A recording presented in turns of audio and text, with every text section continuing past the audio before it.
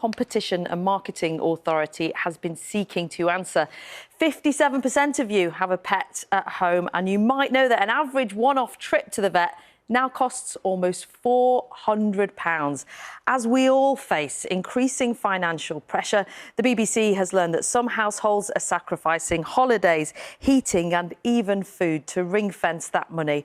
Jim Connolly has been speaking with some pet owners about the pressures they're facing and takes constant investment in tech and supplies.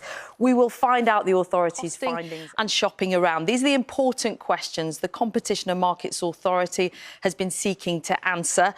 57% of you have a pet at home. You might know that the average one-off trip to a vet now costs almost £400.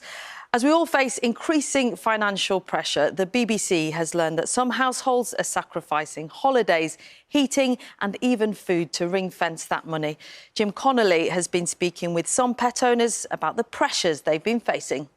To the fact that there is no NHS for pets and that the job is highly skilled and takes constant investment in tech supplies. And in fact, this morning we've heard from vets and veterinary nurses, one who says that vet bashing is on the increase and it's getting harder for them to go to work.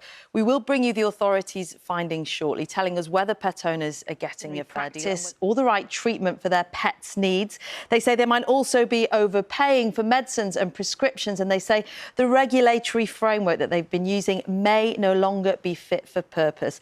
They do have a host of legally enforceable measures at their disposal, like making sure all pet owners have access to better information, and they could even impose maximum prescription fees. This is something that affects the majority of you watching. 57% of households have a pet, and the expense around looking after them means the veterinary sector is worth around £2 billion. That sector's been changing. In 2013, it was made up almost entirely of independent vets. But fast forward to 2021 and look, that percentage has halved, meaning the market is now dominated by a smaller number of large chains which own hundreds of practices. Almost every household is feeling the squeeze at the moment. And we've learned that nearly half of pet owners are concerned about affording vet bills. Some say they're sacrificing holidays, heating and even food to make sure their pet stays safe. Because protecting that money is a big ask. A one-off trip to the vet costs, on average, almost £400.